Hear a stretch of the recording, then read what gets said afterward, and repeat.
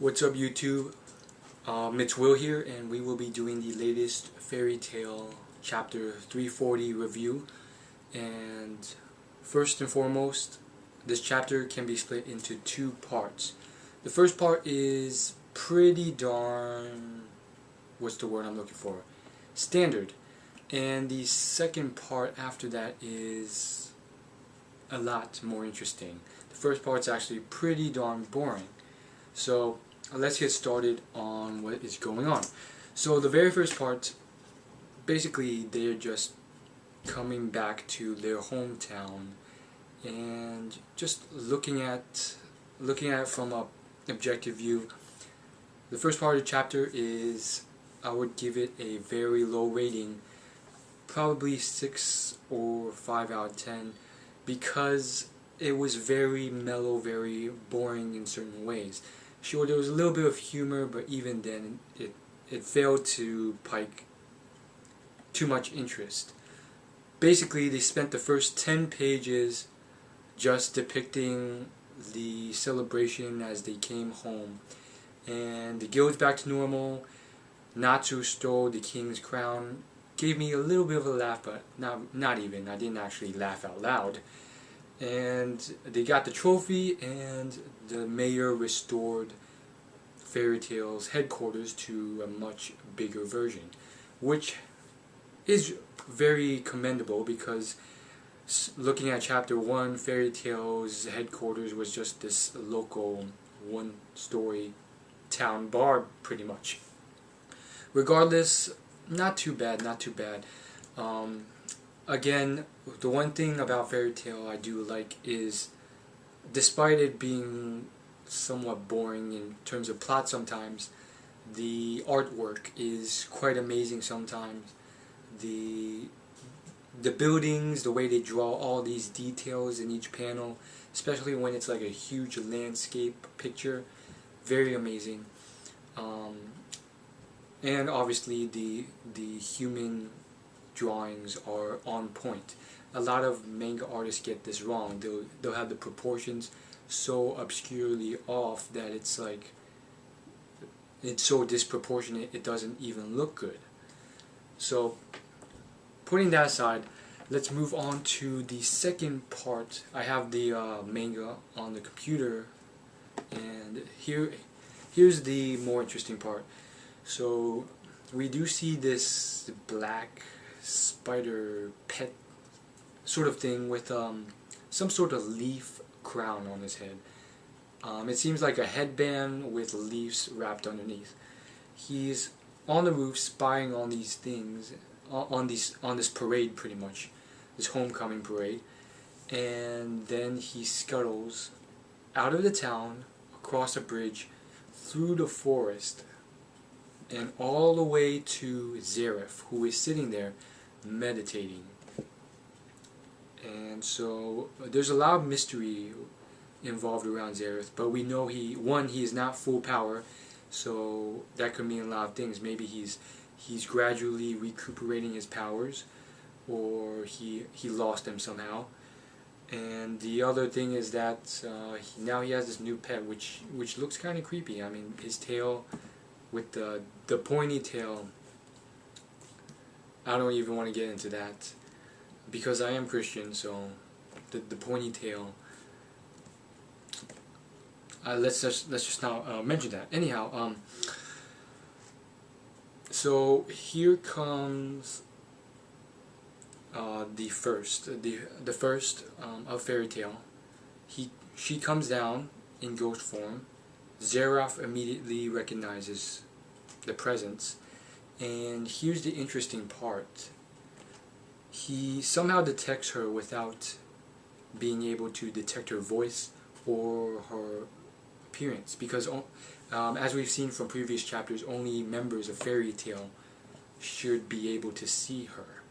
So after he says something like, okay, I can detect you even though I can't see you, all of a sudden he is now able to converse with Magus, despite not being able to see her before. So here's the interesting part. The conversation goes something like, you were near me 7 years ago. Both of them say this at the same time, and it seems like, first off, the first has been dead for longer than 7 years. And Zeraf himself, we don't know where he's been all this time. But very strange. Maybe it means the ghost form of the first met Zeraf 7 years ago. To discuss what, we don't know as of yet. There are no clues. So that's very interesting. And then she hovers near them and she asks him, she hovers near him and asks him, have you found the place you're looking for to die? And he says, it's already been decided. So this entire time he seems to be looking for a place to die. And we know as of now that he is very, very old.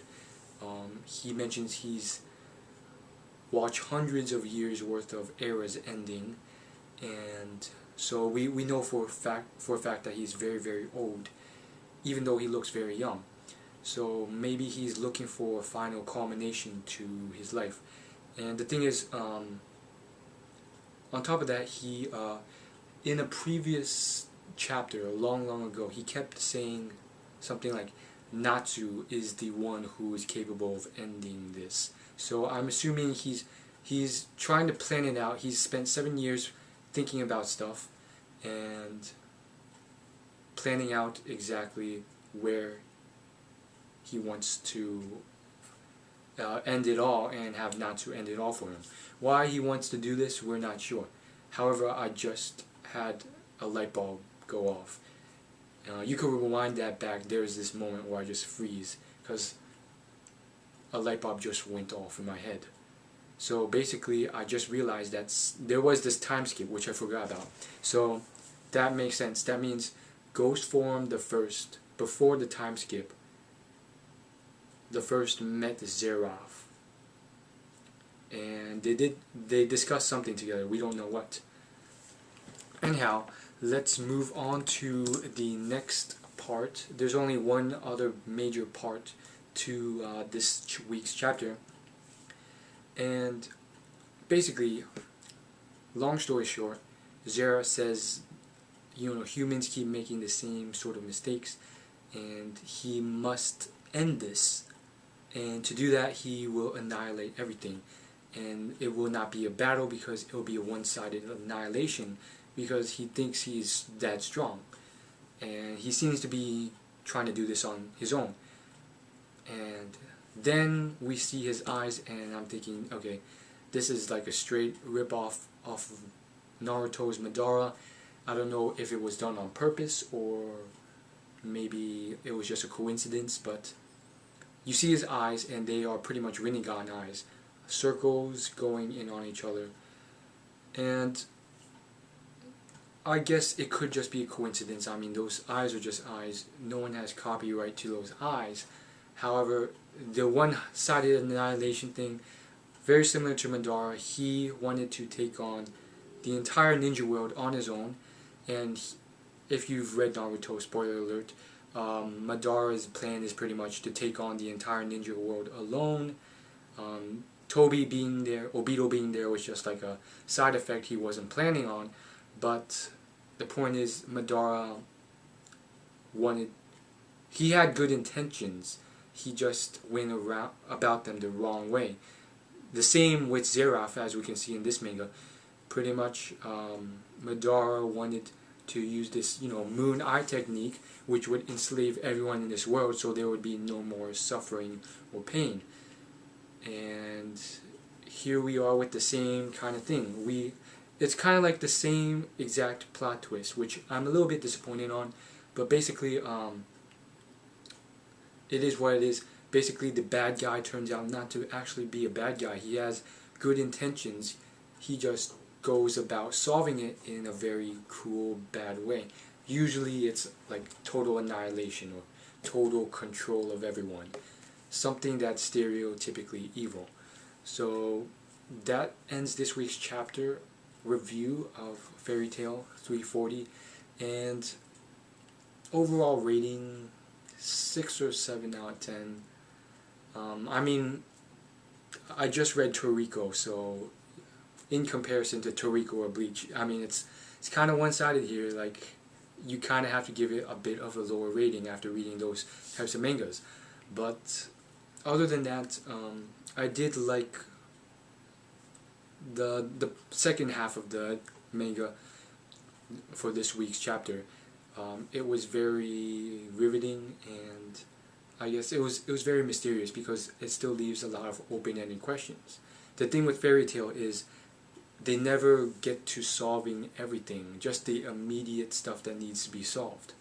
That Altair stuff with Altair becoming an old lady was very cool and stuff, but there's still so many open-ended questions that will most likely never get answered, like the whole ordeal with all the different Dark Guild factions, and the whole ordeal with